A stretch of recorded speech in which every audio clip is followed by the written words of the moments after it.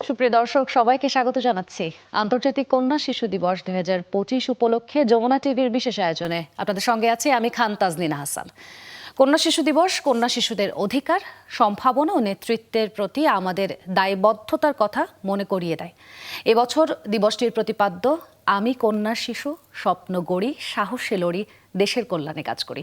আজকের আলোচনার বিষয় গণমাধ্যমে নারীর উপস্থাপন ও কন্যা শিশুর উপর প্রভাব। নেদারল্যান্ডস দূতাবাসের সহায়তায় এই আয়োজনের পেছনে আছে প্ল্যান ইন্টারন্যাশনাল বাংলাদেশ, যারা 3 দশকেরও বেশি সময় ধরে কন্যা শিশুদের শিক্ষা, সুরক্ষা ও ক্ষমতায়নে কাজ করছে। একই সাথে এই আয়োজনের সাথে আছে জাগো ফাউন্ডেশন ট্রাস্ট, যারা শিক্ষা ও যুব নেতৃত্বের মাধ্যমে দারিদ্র্য ও বৈষম্যের শৃঙ্খল ভাঙতে কাজ করে।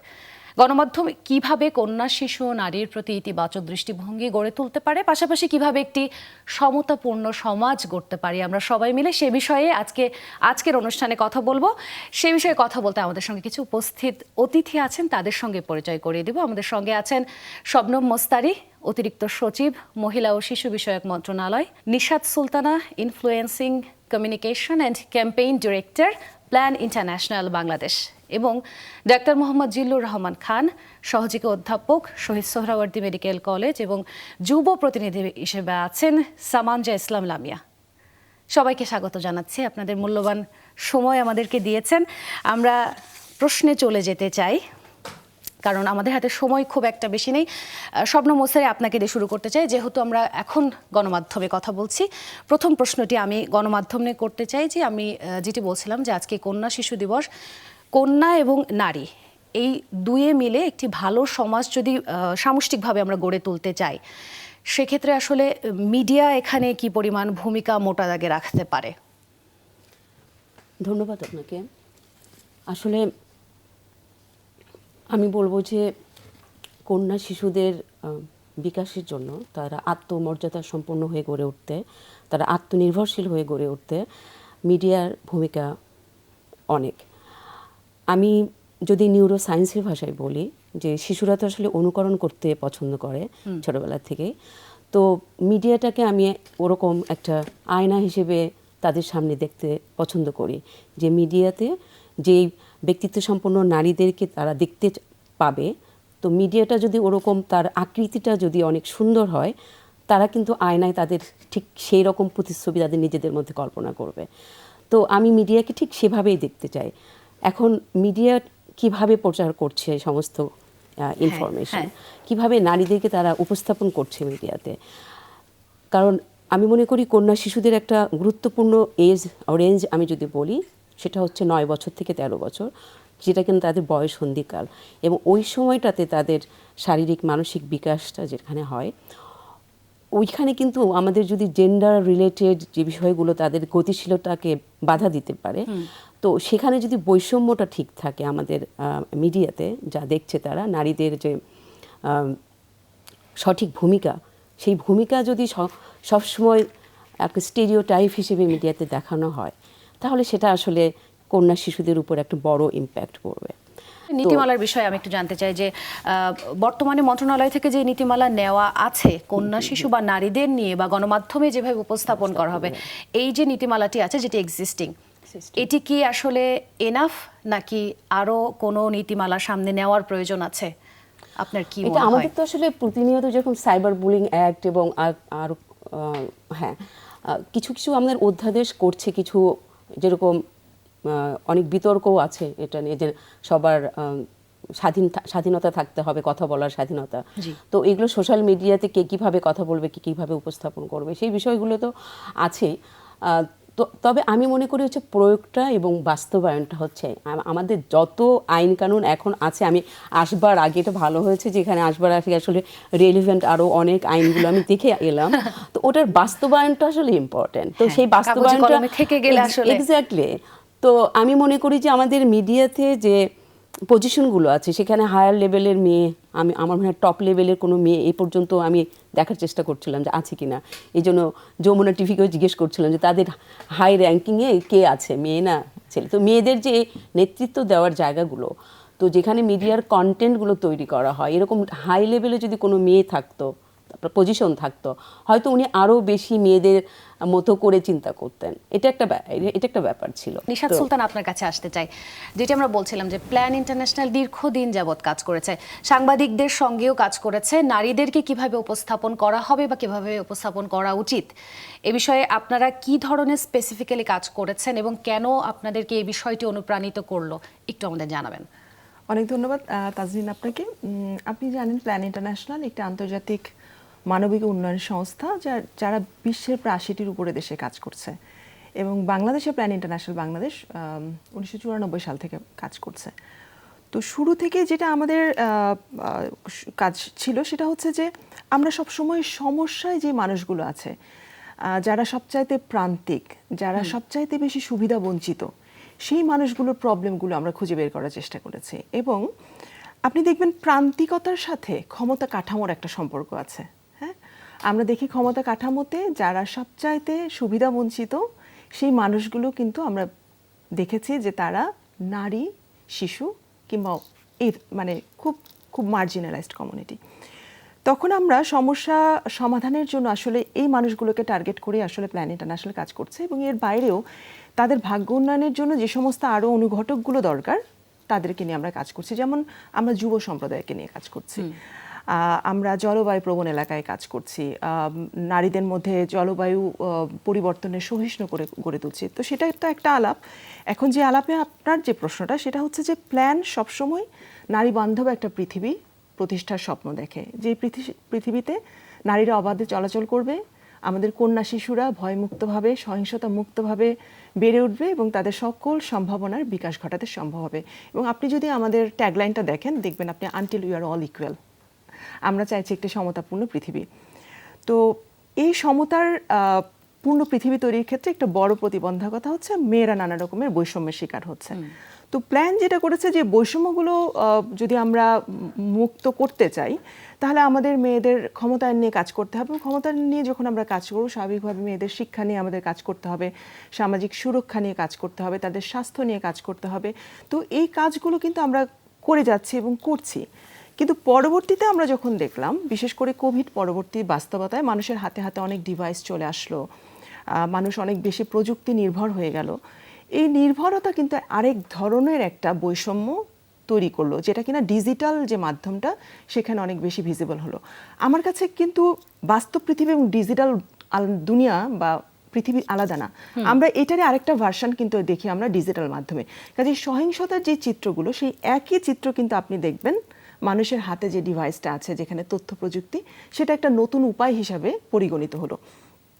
তখন আমরা প্ল্যান ইন্টারন্যাশনাল বাংলাদেশ চিন্তা করলাম যে কিভাবে এই প্ল্যাটফর্মে নারীদেরকে সুরক্ষিত রাখা যায়, এবং সেখান থেকে আমরা এখন নতুনভাবে এই জায়গাগুলোতে নিয়ে ভাবছি। এবং আমাদের সাথে আপনি আজকে বলেছেন নেদারল্যান্ডস অর্থ সহায়তা আছে, এছাড়া ইউরোপিয়ান ইউনিয়ন সহ আমাদের আরও কিছু দাতা গোষ্ঠী আমাদের সাথে আছে, এবং আমরা সরকারের যে কমিটমেন্ট, সেই কমিটমেন্টকে মাথায় রেখেই কিন্তু আমাদের প্রোগ্রামগুলো করছি। এবং এখন আমরা যেটা করছি যে এই সহিংসতা প্রতিরোধে কারা আসলে সমস্যাগুলোর কারণে আসলে কাদেরকে আসলে সচেতন করলে এই সমস্যাগুলো আমরা কিছুটা হলে আমরা মুক্ত হতে পারবো, সেখানকার একটা বড় জায়গা হচ্ছে তরুণদেরকে নিয়ে আমাদের কাজ করতে হবে। রাইট, হ্যাঁ, কারণ তরুণদের মধ্যে সচেতনতা দরকার, এবং এই যে আমাদের যে জেন্ডার ন্যারেটিভসগুলো প্রচলিত, সেগুলোকে চ্যালেঞ্জ করতে গেলে কিন্তু আমাদের নিউ ন্যারেটিভ দরকার হবে।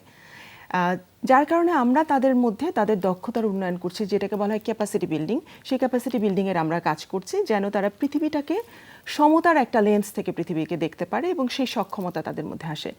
দ্বিতীয়ত, এই যে গণমাধ্যমের কথা হচ্ছিল, গণমাধ্যম আসলে কারা হ্যান্ডেল করছেন? গণমাধ্যম হ্যান্ডেল করছেন সাংবাদিকরা, এখন এসেছে কন্টেন্ট ক্রিয়েটাররা, সোশ্যাল মিডিয়া ইনফ্লুয়েন্সাররা, নানা রকমের আসলে তৈরি হয়ে গেছে। তো তাদের আসলে আমরা চিন্তা করলাম যে জেন্ডার সংবেদনশীলভাবে কিভাবে সংবাদ উপস্থাপন করতে হয়, সেই জায়গাটাতে কিন্তু একটা বড় গ্যাপ রয়ে গেছে। হ্যাঁ, সামান্য একটু ভুলের জন্য, সামান্য একটু দেখার দৃষ্টিভঙ্গির পার্থক্যের জন্য একটা সংবাদ কিন্তু আকাশ এবং জমিন হয়ে যায়। তাহলে তাদের আমাদের সচেতনতা দরকার, তাদের সেই জেন্ডার লেন্সটা প্রয়োজন। যার কারণে আমরা তাদেরকে নিয়ে এখন কাজ করা শুরু করেছি। আমরা সারা দেশে যারা কন্টেন্ট ক্রিয়েটর আছে, যারা সোশ্যাল মিডিয়া ইনফ্লুয়েন্সাররা আছে, তাদের সাথে আমরা কাজ করছি। আমরা প্রেস ইনস্টিটিউট বাংলাদেশের সাথে জেন্ডার সংবেদনশীল সাংবাদিকতা নিয়ে আমরা বুকলেট তৈরি করছি এবং প্রশিক্ষণের ব্যবস্থা করছি। এই ধরনের কাজগুলো করছি। এবং তৃতীয়ত, নীতি নির্ধারণী পর্যায়ে কাজ করতে হবে। হ্যাঁ, যেটা Absolutely. আমাদের শবনম মুস্তারি আপাও বলছিলেন যে আমাদের অনেক নীতি আছে, নীতিগুলোর প্রয়োগ নেই, এবং আমরা বাস্তবায়ন প্ল্যান নেই। এবং জাগো ফাউন্ডেশন আমাদের সাথে আছে। আমরা দেখছিলাম যে কিভাবে আসলে জেন্ডার রেসপন্সিভ পলিসিগুলো, মানে গ্যাপগুলো আসলে কোথায়, যার কারণে আমরা ওই পলিসিগুলো রিভিউ করে বেশ কিছু রিকমেন্ডেশন আমরা সরকারের হাতে তুলে দিব, এবং পাশাপাশি যে ইনস্টিটিউটগুলোতে ছেলেমেয়েরা বড় হচ্ছে, বিশ্ববিদ্যালয় পর্যায়ে লেখাপড়া করছে, স্কুল পর্যায়ে লেখাপড়া করছে, তাদের জেন্ডার সংবেদনশীল তাদের যেন কারিকুলামটা হয়, এই জায়গাগুলো নিয়ে আমরা বিস্তারিতভাবে কাজ করছি। এছাড়াও আমাদের আরো অনেক কাজের জায়গা আছে, হয়তো কথায় কথায় আরো হ্যাঁ, কথা আমি পরবর্তীতে প্রশ্নতে আসবো। আমরা বিরতিতে যাওয়ার আগে ডক্টর জিল্লুর রহমান খানের কাছে আসতে চাই। যদিও আমরা বলছি যে এখন সামাজিক মাধ্যমের প্রতি এই যুগটা সামাজিক মাধ্যমেরই, এইদিকেই তরুণদের ঝোঁক বেশি, তবে আমি যতটুকু জানি গণমাধ্যমেও অন্তত বিগত 1-1.5 বছরে গণমাধ্যমেও তরুণরা অনেক বেশি আগ্রহী হচ্ছে। তারা কিন্তু খবর দেখে, এন্টারটেইনমেন্ট তো তারা পছন্দ করে, তারা নিউজ দেখে, তারা খবর দেখে। তো যেহেতু সংবাদ মাধ্যমে উপস্থাপনের কথা বলছি, এই উপস্থাপনটা আসলে যেটি শবনম মুস্তারি বলছিলেন যে বয়ঃসন্ধিকালে একটা প্রভাব পড়তে পারে, মানসিকভাবে এটা আসলে সত্যি কতটা প্রভাব ফেলে বলে আপনার মনে হয়? বাট ধন্যবাদ আপনাকে। আসলে এই ব্যাপারটা খুবই গুরুত্বপূর্ণ, কারণ একজন শিশু কিশোর, এই যে তারপরে সে যৌবনে পদার্পণ, এই যে তার ডেভেলপমেন্টাল প্রসেস, এই প্রসেসের মধ্যে কিন্তু আপনার এই যে সামাজিক আমরা বলি যে মিডিয়ার যে প্রভাব, সেটা খুবই গুরুত্বপূর্ণ। কারণ তার চিন্তা ভাবনা, প্রেফারেন্স, সে কি পছন্দ করবে, কি লাইক করবে, ডিসলাইক করবে, এইটা তৈরি করার ক্ষেত্রে কিন্তু আপনার মিডিয়ার একটা খুব গুরুত্বপূর্ণ ভূমিকা আছে। এই যে জেন্ডার মানে ইনইকুয়ালিটি বা এই যে বিষয়টা, এখন তাকে যদি ছোটবেলার থেকেই ব্যাপারটা শেখানো হয়, এবং পরিবারেও কিন্তু একটা খুব গুরুত্বপূর্ণ ভূমিকা আছে এখানে। কারণ পরিবারের মধ্যে থেকেই কিন্তু ট্রেনিংটা আগে শুরু হওয়া দরকার। কারণ যখন দেখবে যে বাবা মা তার ছেলে মেয়েদের মধ্যে বৈষম্যমূলক আচরণ করছে, তার খাবার দেওয়ার ক্ষেত্রে, তাকে প্রেফারেন্স দেওয়ার ক্ষেত্রে, ভালো টিচার দেওয়ার ক্ষেত্রে, এটা যদি তখন থেকেই যদি মানে ঠিক না হয়, তাহলে কিন্তু পরবর্তী পর্যায়ে কিন্তু গিয়ে কিন্তু যে ছেলেটা দেখছে যে তার বোনকে প্রেফারেন্স কম দেওয়া হচ্ছে, ভাইকে বেশি দেওয়া হচ্ছে, তার অসুস্থ হলে ভাইকে আগে ডাক্তার এটার যে কাছে নিয়ে একটা যাচ্ছে। মানসিক প্রভাব আছে, এটা আসলে আমরা কতটুকু বুঝি যে এটার একটা চরম মানসিক প্রভাব আছে অবশ্যই। তার কারণ পরবর্তী হচ্ছে জীবনে। যে কারণ যদি এখানে যদি উপস্থাপনটা যদি এরকম নেতিবাচকভাবে হয়, তাহলে কিন্তু তার একটা মানসিক যে বিকাশ একটা বিষয় আছে, আরেকটা হচ্ছে মানসিক স্বাস্থ্য। মানসিক স্বাস্থ্যের উপরে কিন্তু একটা বড় প্রভাব পড়বে। কারণ যদি আমরা দেখি যে মিডিয়াতে যদি ব্যাপারটা উপস্থাপন এরকম হয় যে নারীর প্রতি সহিংসতা দেখানো হচ্ছে বিভিন্ন মিডিয়াতে, বিভিন্ন কন্টেন্টের ভেতরে, নাটকের মধ্যে, সিনেমার মধ্যে, তাহলে ওইটা কিন্তু আমরা বলি যে এক ধরনের মানে অবজারভেশনাল লার্নিং, দেখে শেখা। কারণ সে দেখছে যে মানে সিনেমার মধ্যে যে মানে নারীর প্রতি সহিংসতার দৃশ্য দেখানো হচ্ছে, তাকে ভায়োলেন্স দেখানো হচ্ছে, রেপের দৃশ্য দেখানো হচ্ছে, যে এই যে বিষয়গুলো, এটা কিন্তু একটা প্রথম থেকেই কিন্তু তার মধ্যে একটা যে নর্মাল যে কনফিডেন্স ব্যক্তি হিসেবে, একজন মেয়ে বা একজন কন্যার যে তার মানসিক একজন ব্যক্তি হিসেবে যে কনফিডেন্টলি যে বড় হওয়ার যে তার বিকাশের যে প্রক্রিয়াটি, সে শুরুতেই কিন্তু একটা বড় ধরনের বাধার শিকার হচ্ছে। তো সেই ক্ষেত্রে অবশ্যই উচিত যে মিডিয়ার একটি পজিটিভলি দৃষ্টিভঙ্গি থাকা উচিত, এবং যেটা আমাদের যারা মানে এই যারা আছেন আমাদের সাথে, যারা তো বলেছেন যে তাদের কিন্তু এখানে মিডিয়া যারা আমরা বলি মিডিয়া যারা কাজ করছেন, তাদের কিন্তু একটা বড় এই ব্যাপারে একটা ওরিয়েন্টেশন প্রয়োজন। যেমন শবনম মুস্তারি ম্যাডাম বলছিলেন যে এরকম আত্মহত্যার যে বিষয়টি, তো আমরা যেটা দেখি যে এই যে মানে মানসিক স্বাস্থ্যের যে বিষয়গুলো কিন্তু আমরা এই যে অতিরিক্ত, যেমন আমরা জানি মাইলস্টোন যে ট্র্যাজেডিটা হওয়ার পরে বিশেষত সোশ্যাল মিডিয়া এবং মানে ন্যাশনাল মিডিয়াতে এই যে ট্রমার যে বিষয়গুলো এত বেশি মানে উৎকট বা বিকটভাবে উপস্থাপিত হয়েছে, অনেকেই কিন্তু মানসিকভাবে তখন অসুস্থ হয়ে হ্যাঁ, পড়েছে। সেটা আমরা আসলে সামাজিক মানে মাধ্যমে সেই দেখেছি, বিষয়টাও খুব এবং গুরুত্বপূর্ণ। সামাজিক মাধ্যম নিয়ে আমরা আলোচনা করাটা রেখে গিয়েছি। এটা আমরা বিরতির পর আরেকটু ভেতরে ঢুকতে চাই। দর্শক, নিয়ে নিচ্ছি ছোট্ট একটা বিরতি, আমাদের সঙ্গেই থাকুন, ফিরছি কিছুক্ষণ পর।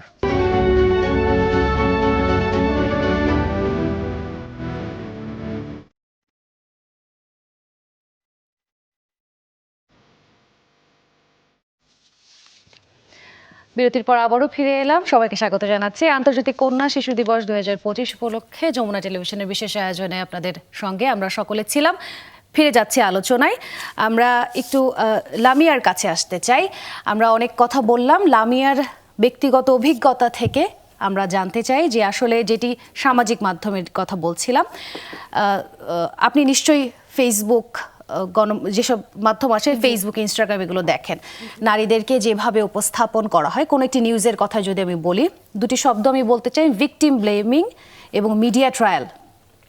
এই দুটি শব্দের সঙ্গে আপনি পরিচিত কিনা, এবং সেটি আসলে আপনি দেখেছেন কিনা যে নারীরা এটার শিকার বেশি হচ্ছে কিনা? আমি যখন একটা কন্টেন্ট আপলোড দিচ্ছি বা সেখানে একটা কন্টেন্ট আপলোড দেওয়ার সময় একটা মেয়ে যে কন্টেন্ট আপলোড দিচ্ছে তার সে যেটাই করছে ভালো করছে খারাপ করছে সেটা বাছবিচার করার আগেই সেখানে অনেকগুলা ট্রল বা বুলিং বা এরকম অনেক মানে কমেন্টস চলে আসছে। আমরা দেখছি না যে ও ভালো কাজ করছে না খারাপ কাজ করছে না কি কন্টেন্ট আপলোড দিচ্ছে কিভাবে কি পোর্ট্রে করছে সেটা দেখছি না, কিন্তু আমরা দেখছি যে ওখানে অলরেডি আমরা আমাদের সমাজে যা আছে কিছু একটা মানে আমরা আপলোড করে দিচ্ছি, তার মানে হচ্ছে এখন এটাকে আমার বুলি করতে হবে, এটাকে ট্রোল করতে হবে, এটা নিয়ে খুবই বাজে কমেন্ট শুরু হয়ে গেছে। সো এইসব জায়গাতে মেয়েরা ভিকটিম বেশি হয়, এই ব্যাপারটাতে আমি অবভিয়াসলি অ্যাগ্রি করি। শুরুতেই যে জেন্ডার সমতার কথা আমরা বলছিলাম সেটি আসলে এখনো নিশ্চিত করতে পারিনি সামাজিক মাধ্যমে, অন্তত গণমাধ্যমে নারীদের জন্য। শুধু সামাজিক মাধ্যম বলবো সেরকম না, যে যত বলি এই যে নাটক বলি টিভি টেলিভিশন চ্যানেলে যত গণমাধ্যমে যাচ্ছে এইসব জায়গায় আমরা একটা নারীকে অনেকগুলো ক্যারেক্টার হিসেবে দেখতে পারি, জি, কিন্তু সেই ক্যারেক্টার পোর্ট্রে হিসেবে যখন আমি একটা মা দেখছি, মা কখনো সন্তানের কাছে খারাপ হতে পারছে না, কিন্তু আমি যখন একটা বউ শাশুড়ি বা ননদের সম্পর্ক দেখছি আমার ফার্স্ট ইমপ্রেশনটা কখনোই ভালো আসে না। কিন্তু আমাদের বাস্তব জীবনে কি আসলে কি এই সম্পর্কটা ভালো না? অবশ্যই ভালো আছে, কিন্তু সেটা আমরা কয়জন দেখছি বা কয়জনকে দেখাচ্ছি। একটা ইয়াং গার্লকে যখন আমি প্রেজেন্ট করছি, তাকে যদি আমি প্রেমিকা হিসেবে প্রেজেন্ট করি তাহলে আমি অবভিয়াসলি এইভাবে প্রেজেন্ট করছি যে মেয়েটা ভালো না, মেয়েটা ছেলেটাকে অনেক কষ্ট দিচ্ছে, জীবনে অনেক প্যারা দিচ্ছে, এরকম, বা সে কুটনামি করছে বা সে গোল্ড ডিগার। শুরুতেই আমরা একটা স্টেরিওটিপিক্যাল ধারণার মধ্যে ঢুকে গেলাম। আমি লামিয়ার কথা ধরে একটু শবনম মোস্তারি আপনার কাছে আসতে চাই। আমি একটা ঘটনা আমি স্পেসিফিক করে আপনাকে বলতে চাই। আমরা যেটা বলি অনেক সময় গণমাধ্যম না বলে আমরা দৃশ্য মাধ্যম বলি, যেখানে আমরা দেখছি নারীকে যেখানে যেখানে দেখানো হচ্ছে। বিলবোর্ডের কথা আপনি বলছিলেন, একটা খুবই স্বনামধন্য মশলার কোনো বিজ্ঞাপন যখন আমরা বিলবোর্ডে দেখি, এটা নিয়ে অনেকবার কথা হয়ে গেছে, আমি এই উদাহরণটি দিলাম।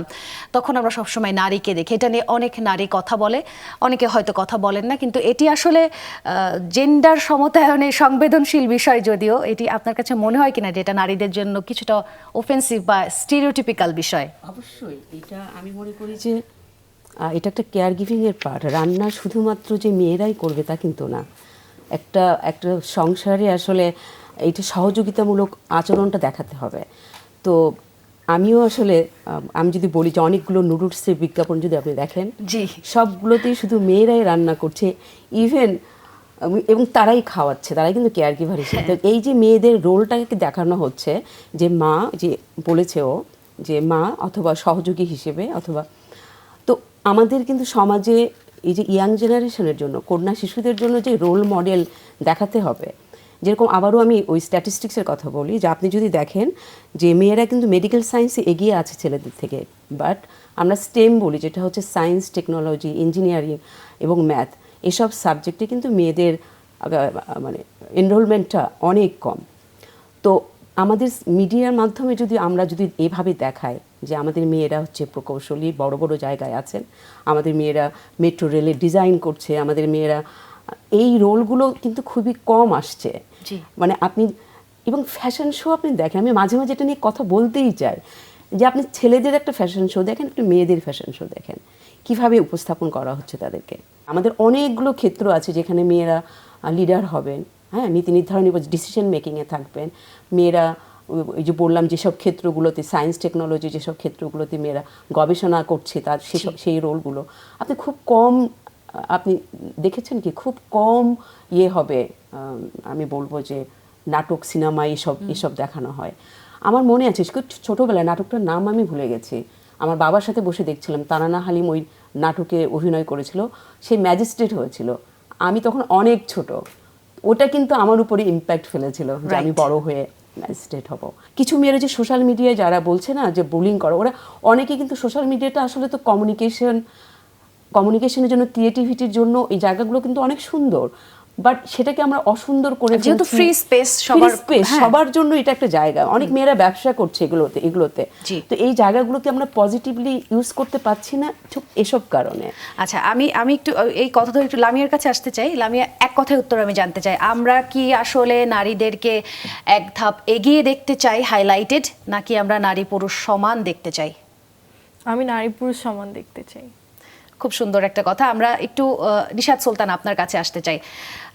আপনি যে কথাটি বলছিলেন যে আমরা সাংবাদিকদেরকে একটা প্রশিক্ষণের মধ্যে দিয়ে যেতে হবে, আমি যদি একটু মোটা দাগে জানতে চাই ছোট্ট করে বুলেট পয়েন্টের মাধ্যমে কি ধরনের আসলে প্রশিক্ষণ তাদেরকে দেওয়া হচ্ছে, যারা যেটি আর কি তাদেরকে সহায়তা করবে নারীদের ইতিবাচকভাবে উপস্থাপন করতে? আসলে এটা এক কথায় বলাটা খুবই না, কঠিন। অবশ্যই, জি। অনেক সময় ওনারা সংবাদ পরিবেশনের জন্য যে শব্দগুলো ব্যবহার করেন সেটাও কিন্তু অনেক সময় জি। জেন্ডার বৈষম্যকে আরো উস্কে দেয়। আর এটা হলো পারসেপশনের বিষয়, কারণ আমরা তো বড় হয়েছি পুরুষতান্ত্রিক একটা সমাজের মধ্যে। আমরা পাওয়ার স্ট্রাকচারে আমরা যেভাবে নারীকে দেখেছি এবং পুরুষকে দেখেছি, সেখান থেকে বেরিয়ে আসার জন্য এটা কিন্তু একটা বেশ মোটামুটি বড় একটা দীর্ঘমেয়াদী একটা প্রক্রিয়া। এটা আসলে একটা বা দুটো কথায় বলা বেশ কঠিন। যুগ যুগ ধরে যে যুগ প্রথা যুগ আসলে ধরে চলে চলে এসেছে আসছে, সেটা তবে তো ধাক্কা দেওয়াটা জরুরি। ধাক্কাটা যখন আসে তখন সেই ধাক্কাটা আসলে বলে দেয় আমার সমস্যাটা কোথায়, এবং একদিনে তো পরিবর্তন হবে না, কিন্তু কিছুটাও যদি পরিবর্তন হয়, অন্ততপক্ষে উৎসাহটা যদি তৈরি করা যায়, বাকি পথটুকু কিন্তু এগিয়ে যাওয়া সম্ভব। জি। কাজে আমরা ধাক্কাটা দিতে চাই যে এই ক্ষেত্রে পরিবর্তনটা দরকার, কারণ এটা এমন একটা ইম্পর্টেন্ট মাধ্যম যে এখানে যদি আমরা নিজেদেরকে যদি স্টাক রাখি, তাহলে আমাদের পরের যে জেনারেশনটা আসছে তারা কিন্তু আরো বেশি ডিসক্রিমিনেটেড হয়ে বড় হওয়ার একটা সম্ভাবনা তৈরি হচ্ছে, যারা কিনা আমাদেরই কন্যা, যারা কিনা আমাদেরই বোন, আমাদেরই আত্মীয়া। সেক্ষেত্রে আমি বলবো যে আলোচনাটা শুরু হয়েছে, এটাও একটা বিরাট বড় ইতিবাচক বিষয়। দিক। আমি যতদূর জানি আমার মায়েদের সময় এই আলোচনাটা আসলে খুবই হাস্যকর ছিল। সে সময় আমরা আলোচনা করতে পারছি। জিলুর রহমান খান, আপনার কাছে আসতে চাই। আমরা সোশ্যাল মিডিয়ায় যেটা দেখি, আমার বয়সী বা আমার থেকে ছোট বা লামিয়ার বয়সী যারা আছেন, তারা পারফেক্ট লাইফ বলে একটা টার্ম আছে, তারা পারফেক্ট লাইফে খুব বিশ্বাসী, যে আমরা যেটি দেখছি রঙিন এই নারী হয়তো এত এগিয়ে আছে সাংসারিক জীবনে বা কর্পোরেট লাইফে এত এগিয়ে আছে, যেটি তারা দেখাচ্ছে সেটি আমরা দেখছি। এটা আসলে মানসিকভাবে চাপ সৃষ্টি করে কিনা বা ক্ষতিকর কিনা? এটা ঠিকই বলেছেন যে আসলে মিডিয়াতে যেভাবে পোট্রে করা হয়, এটা কিন্তু তখন তার মধ্যে তৈরি হয় যে আমাকে ওরকম হতে হবে, এবং একটা এরকম হলেই হয়তো আমি জি, জি, সুখী হ্যাঁ। হতে পারবো। এবং সেই ক্ষেত্রে দেখা যাচ্ছে যে তার যে পার্সোনাল গ্রোথ, সে ব্যক্তি হিসেবে নিজেকে যে তার তৈরি করার যে সুযোগটা ছিল, এই মানসিক চাপেই কিন্তু প্রথমে সে ভেঙে পড়ছে। আরেকটা বড় একটা অসুবিধা হচ্ছে যেটা প্রতিযোগিতা। আমরা বলছি যে এখন যে মিডিয়ার কারণে যে আপনার এই যে বললেন কন্টেন্ট ক্রিয়েটরদের যে দৌরাত্ম্য যেটা বলছেন, যে এখানে কিন্তু মূল ব্যাপারটাই হচ্ছে যে একটা প্রতিযোগিতা, অসুস্থ প্রতিযোগিতা। এই বিষয়টা কিন্তু প্রচণ্ড ধরনের মানসিক চাপ তৈরি করছে আমাদের সন্তানদের উপর, এবং যারা আস্তে আস্তে বড় হচ্ছে, শিশু থেকে কৈশোর এবং আস্তে আস্তে বড় হচ্ছে, এবং তার একজন পরিপূর্ণ আত্মবিশ্বাসী ব্যক্তি হিসেবে গড়ে ওঠার ক্ষেত্রে কিন্তু একটা বড় ধরনের মানে নেতিবাচক প্রভাব পড়ছে। এবং আরেকটা বড় সমস্যা হচ্ছে আমরা যেটা বলি যে সোশ্যালাইজেশন, এটা কিন্তু বড় একটা প্রবলেম। বর্তমান আমাদের যে বসবাসের যে পদ্ধতি, নিউক্লিয়ার ফ্যামিলি, যে একই বাসায় বাস করছে, যে কোনো আত্মীয় স্বজনের দেখা সাক্ষাৎ নাই, খেলাধুলার সুযোগ নেই, কালচারাল প্রোগ্রাম হচ্ছে না, এইটা কিন্তু একটা বড় সমস্যা হচ্ছে দেখা যাচ্ছে। এবং অতিমাত্রায় যে সোশ্যাল মিডিয়ার ব্যবহার বা ডিজিটাল ডিভাইসের যে ব্যবহার, এটাও কিন্তু একটা খারাপ ধরনের স্ট্রেস তৈরি করছে। এবং মানে বড়দের ক্ষেত্রেও কিন্তু এটা হচ্ছে, যেমন যে স্কুলে পড়ছে, তার দেখা যাচ্ছে স্কুল থেকে এসেই বাসায় মানে গৃহবন্দী হয়ে যাচ্ছে, হয়তো প্রাইভেট টিউটরের কাছে যাচ্ছে, আবার চলে আসতেছে। তার এই যে মানসিক যে বিকাশ, যে ডেভেলপমেন্ট, যে সোশ্যাল ডেভেলপমেন্ট, এটা কিন্তু চাপ নেওয়ার মানে ক্ষেত্রে খুবই জরুরি। কারণ যার মধ্যে এই সোশ্যাল এক্সপোজার নাই, সে কিন্তু চাপে সহজেই ভেঙে পড়বে, যে কোনো চাপ সে নিতে পারবে না। তাহলে এই যে আপনার স্ট্রেস কোপিং মেকানিজম বলে যে মানসিক চাপ নেওয়ার যে ক্ষমতা, আমরা কি দেখছি যে পরীক্ষার আগে দেখা যাচ্ছে যে অতিরিক্ত পড়ার চাপে এবং এই যে প্রত্যাশার চাপ যে আমাকে গোল্ডেন জিপিএ পেতে হবে, বা পরিবার থেকে বলছে, নিজের মধ্যেও তৈরি হচ্ছে যে আমার বড় ভাই পেয়েছে, আমার কাজিন পেয়েছে, তাহলে আমাকেও খুব ভালো করতে হবে। তো এই যে আপনার মানে মিডিয়াতেও ব্যাপারগুলো আসছে যে আমরা কি দেখি যে প্রত্যেকটা রেজাল্টের পরে স্কুলগুলোতে উৎসব, এরকম গোল্ডেন জিপিএ এতজন পেয়েছে। তো এখন আমাদের কিন্তু জিপিএ পদ্ধতিটা চালু হয়েছিল যাতে এরকম আমাদের সময় যেটা ছিল বোর্ডে স্ট্যান্ড করার পদ্ধতি, যে ফার্স্ট, সেকেন্ড, থার্ড, ফোর্থ, এটা থেকে বেরিয়ে আসার জন্য। কিন্তু সেই বিষয়টা কিন্তু অনেকটা রয়ে গেছে, যে এখনো কিন্তু যারা জিপিএ 5 পায়নি, জি, জি, হ্যাঁ, যারা পায়নি, এই যে করবেই। ব্যাপারটা, তো এই যে মানসিক চাপ যে বিষয়টা, এটা কিন্তু আপনার খুবই গুরুত্বপূর্ণ আমাদের শিশু কিশোরদের, মানে বিশেষত মেয়েদের, মানে কন্যা শিশুদের বেড়ে ওঠার ক্ষেত্রে কিন্তু একটা বড় বিষয়। তো এই বিষয়টা আমাদেরকে খুব কেয়ারফুলি হ্যান্ডেল করা প্রয়োজন। আচ্ছা, আমি বিরতিতে যাচ্ছি, তবে এসে খুব কঠিন একটা প্রশ্ন করব আমাদের এখানে যারা নারী আছে তাদের জন্য। দর্শক, ছোট্ট একটা বিরতি নিয়ে নিচ্ছি, ফিরছি কিছুক্ষণ পরে।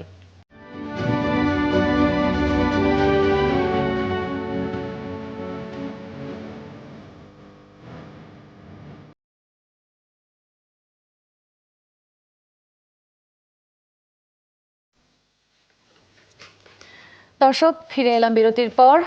ফিরে যাচ্ছি আরো একবার আলোচনায়। বলছিলাম কঠিন একটি প্রশ্ন করব, খুবই কঠিন, এবং আমার মনে হয় সংবেদনশীল হতে পারে, আমার ধারণা নেই। আমাদের এখানে যে নারীরা উপস্থিত আছে, অবশ্যই জিল্লুর রহমান খান, আপনার জন্য থাকবে প্রশ্নটি। এই যে যারা কর্মজীবী নারী আছেন, তারা যতই এক্সেল করুক তার কর্মক্ষেত্রে, তিনি যখন রান্না করছেন না, ঘরের কাজ করছেন না, বা তার শতভাগ সময় তার সন্তানকে দিতে পারছেন না, তাকে যে ব্লেমিং করা হচ্ছে, এটা থেকে আসলে উতরানোর উপায় কি?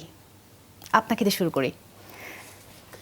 এটা আসলে ছেলে মেয়েদেরকে সময় দিচ্ছি না, এটা পরিবার থেকে আসলে শিখতে হবে এইভাবে যে সন্তানের লালন পালন শুধু মেয়ের একার কাজ না। এটা তো এই যে এটা তো একটা কেয়ার গিভিং প্রসেস, সেটাকে তো আমরা আসলে মূল্যায়ন করি না ওভাবে। আর্থিকভাবে মূল্যায়ন করে দেখা যেত যে মেয়েদের কন্ট্রিবিউশন কত বেশি।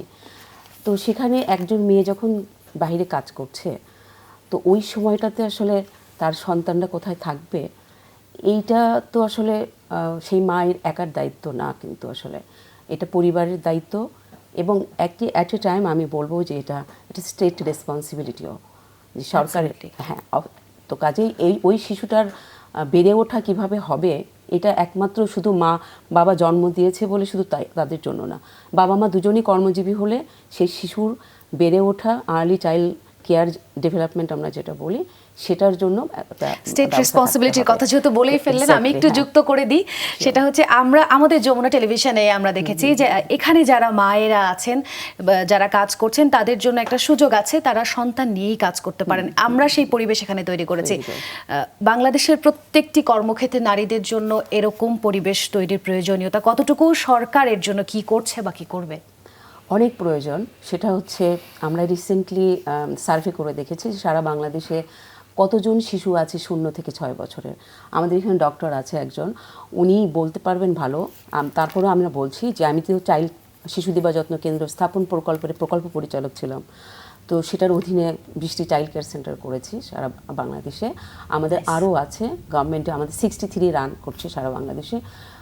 বাংলাদেশ গভর্নমেন্ট একটা আইন করেছে, শিশু দিবা যত্ন কেন্দ্র আইন 2021।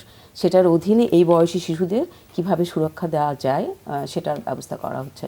তো এটার সবচেয়ে গুরুত্বপূর্ণ পয়েন্ট যেটা আমি বলতে চাই, সেটা হচ্ছে নিউরো সায়েন্টিস্টরা কিন্তু বলছে যে সমাজে যখন একটা অবক্ষয় দেখা যায়, সমাজে যখন অসহিষ্ণু পরিবেশ দেখা যায়, তখন বুঝতে হবে মানবিক গুণাবলী সম্পন্ন মানুষের সংখ্যা যখন কমে যায়, তখন বুঝতে হবে যে আর্লি চাইল্ড কেয়ারে বিনিয়োগ করতে হবে।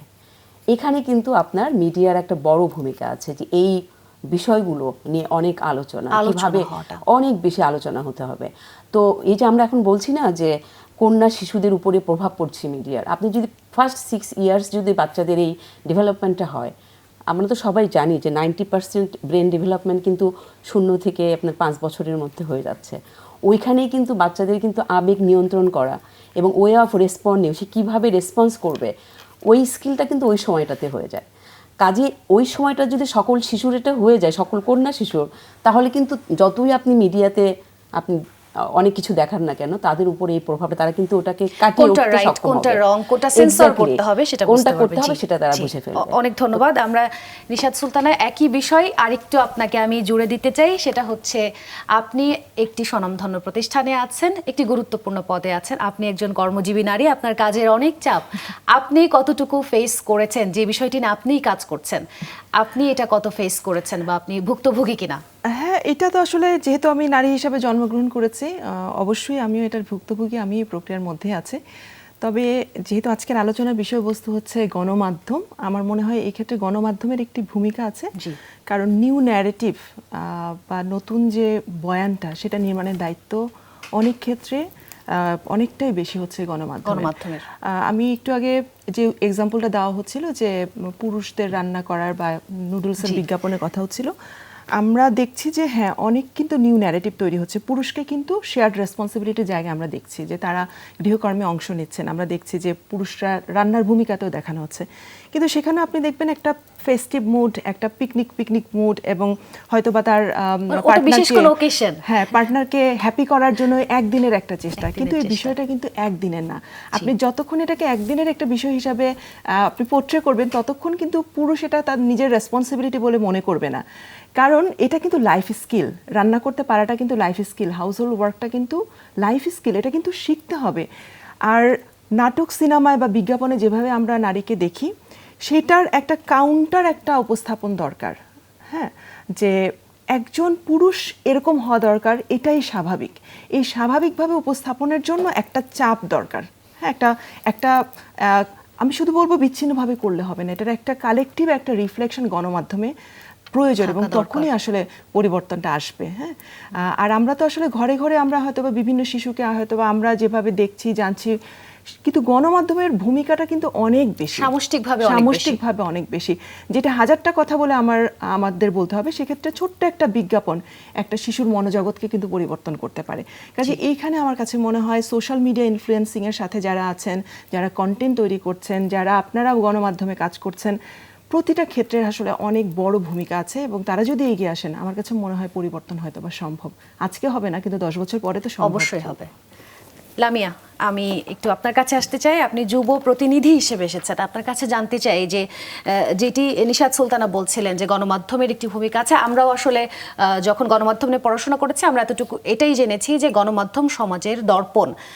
আসলে আপনার জায়গা থেকে কি মনে হয়, কতটুকু নাটক, সিনেমা, একটা পেপার, একটা সংবাদ দেখে আমরা আদৌ শিখি কিনা, বা কতটুকু শিখি, আমাদের উপরে কতটুকু এফেক্ট ফেলে?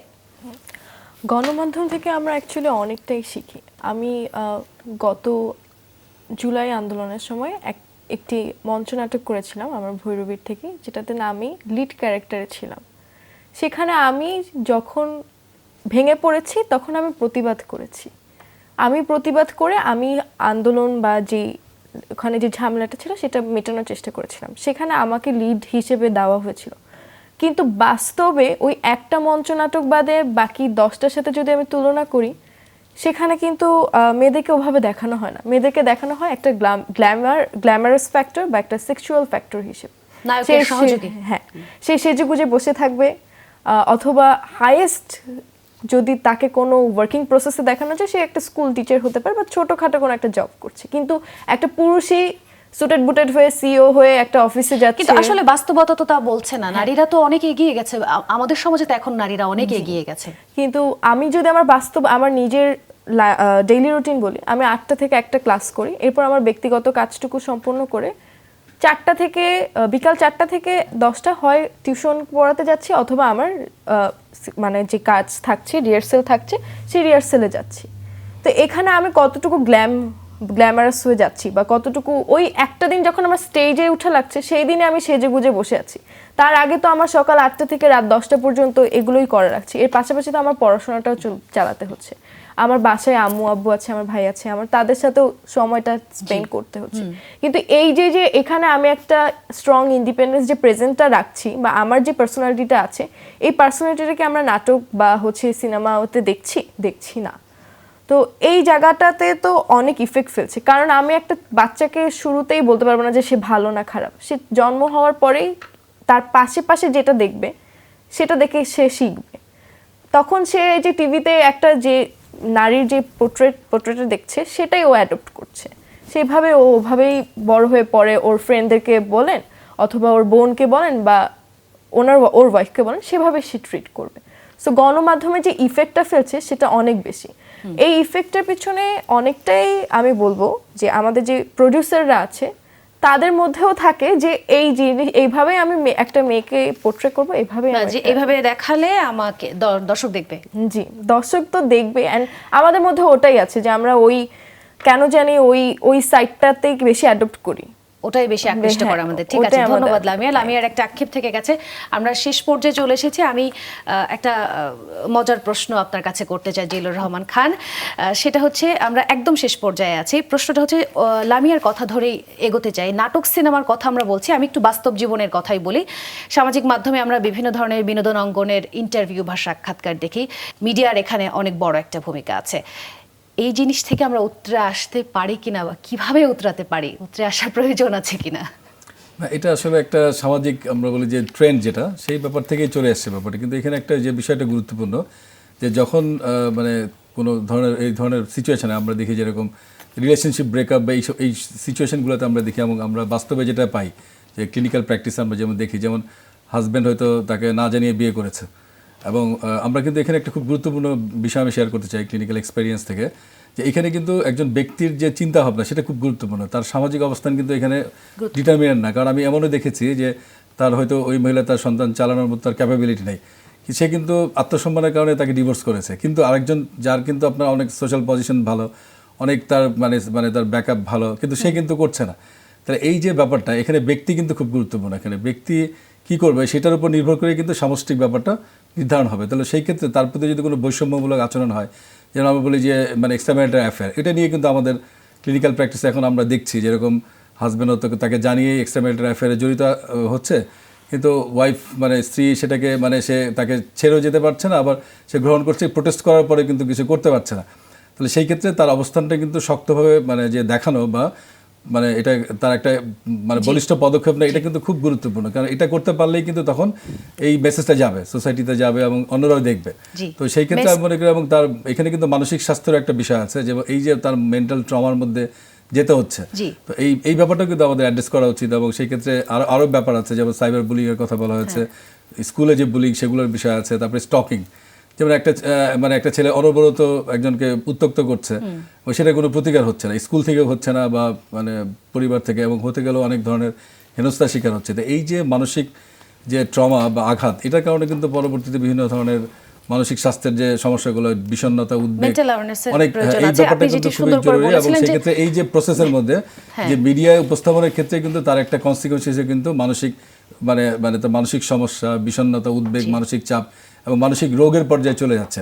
তো এই বিষয়টা কিন্তু মিডিয়াতে আসা দরকার, যে তাহলে তার কারো যদি মানসিক রোগ বা মানসিক স্বাস্থ্য সমস্যা, স্ট্রেস বা ট্রমার মধ্যে যদি যায়, তার যে মানসিক স্বাস্থ্য সমস্যার যে হেল্পটা দরকার, মেন্টাল হেলথ সার্ভিস দরকার, তো এই বিষয়টা যেন এমনভাবে পজিটিভলি দেখানো হয় যে আমার শারীরিক হলে, হার্টের প্রবলেম হলে আমি সরাসরি যেমন ডাক্তারের কাছে যেতে পারি, মানসিক রোগ হলেও যেন আমি সরাসরি গুরুত্বপূর্ণ এই মেসেজটা আসলে গণমাধ্যমের মাধ্যমে সেটা কন্যা শিশু এবং যে কোনো শিশু বা যে কোনো ব্যক্তির জন্য কিন্তু অনেক ধন্যবাদ। আমরা একদম শেষ পর্যায়ে চলে এসেছি, যেহেতু অনেক কঠিন কঠিন কথা বলে ফেলেছি, শবনম মোস্তারি আপনাকে দিয়ে একটি আশার বাণী আমরা জানতে চাই, একটি আশার বাণী শুনিয়ে যদি আপনি আজকের অনুষ্ঠানটা শেষ করেন। আমরা নারীদের জন্য আসলে কি ধরনের আর পদক্ষেপ নিতে পারি তাদের কল্যাণে? আমার একটা বড় নিবেদন থাকবে মিডিয়ার কাছে আর কি, সেটা হচ্ছে ওনারা একটু যারা আছে মিডিয়াতে যারা কাজ করছে, তারা যে কোনো প্রোগ্রাম করার আগে একটু যেন রিসার্চ করে নেয়, যে জেন্ডার আমাদের যত আইন আছে, যত বিধিমালা আছে, প্রত্যেকটা জায়গায় কিন্তু আমাদের এই যে নারীর প্রতি বৈষম্য, নারী পুরুষের সমতা কিভাবে করা হবে, এই কন্টেন্টগুলো কীরকম আসলে হতে পারে। আমি আসলে প্রোগ্রামটার নাম না বলেই বলি যে খুব বিখ্যাত একজন কি বলবো উপস্থাপক একজন বিখ্যাত নায়িকাকে প্রশ্ন করছে যে আপনি কয়টা বিয়ে করতে চান, এবং সে বলছে যে হ্যাঁ আমি তো 12টা বিয়ে করতে চাই। আচ্ছা, তারপর এটা খুবই নর্মালভাবে দেখানো হচ্ছে। এটা জাস্ট সমালোচনা ওইভাবে যদি না হয়, তাহলে আমি এই জন্য বলবো যে আমাদের প্ল্যান ইন্টারন্যাশনালে যে বলছে যে প্রশিক্ষণ দরকার, আমি ডেফিনেটলি ফিল করছি যে সবার প্রশিক্ষণ দরকার। মানে যারা মিডিয়া নিয়ে কাজ করবে, আমাদের বিভিন্ন সেক্টরে যে নারীরা আছে যারা ভালো কাজ করেছে, তাদেরকে নিয়ে যদি তাদেরকে মেন্টরিং করা কিংবা তাদেরকে রোল মডেল হিসেবে দেখানো যায়, আমার মনে হয় যে তাহলে এটা খুব বড় কাজ করবে। এটা মনে হয় মিডিয়া এটা করতে পারে আসলে। অনেক ধন্যবাদ আপনাদের সবাইকে, অনেক ধন্যবাদ। আমরা অনেক সময় নিলাম, যদিও আলোচনা করতে ভালো লাগছিল। আশা করছি আমরা ক্যামেরার বাইরে আরও কথা বলার সুযোগ পাবো। দর্শক, সময় শেষ হয়ে এসেছে। আমরা আজকের অনুষ্ঠানের শেষ আমরা এভাবেই করতে চাই। আমরা শুধুমাত্র প্ল্যান ইন্টারন্যাশনাল বা বাংলাদেশ সরকার বা শুধুমাত্র যে নন গভর্নমেন্ট অর্গানাইজেশন যারা আছেন তারা কাজ করবে তা না, আমরা তাদের সহযোগিতা করব। সকলে মিলে নারী পুরুষ একসঙ্গে আমরা এগিয়ে যেতে চাই এবং সুন্দর একটি বাংলাদেশ গড়তে চাই। আপনাদের সবাইকে অনেক ধন্যবাদ আমাদের সঙ্গে থাকার জন্য। ভালো থাকবেন, সুস্থ থাকবেন, যমুনা টেলিভিশনের সঙ্গে থাকবেন।